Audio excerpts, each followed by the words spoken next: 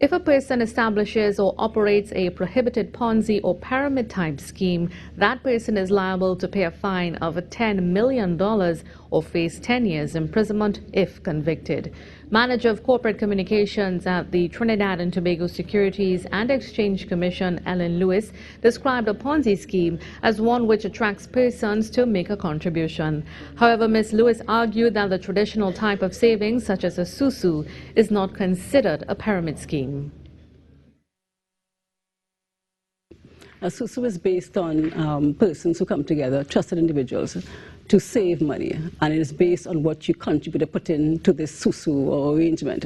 It is not based on how many persons you bring in to increase your savings into this particular arrangement. The Ponzi and pyramid scheme is based primarily on persons that you bring in. If you fail to bring in persons, you do not benefit. It's based on a hierarchical system. So the earlier you come into the scheme, the more you benefit. The later you come into the scheme, you suffer. You're likely to suffer a tremendous loss. Since certain amendments were made to the Securities Act Chapter 8302, Ms. Lewis said persons who suspect they may be a victim of a pyramid or Ponzi scheme can visit the TTSEC for assistance to seek redress. Victims can also send an anonymous tip to the TTSEC through its new app, which is available for Apple and Android devices. Perhaps restitution.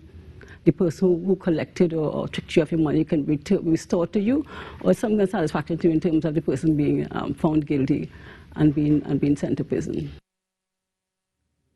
The amendments also state that a person who knowingly participates in a prohibited scheme is liable, if convicted, to pay $5 million or face 5 years imprisonment.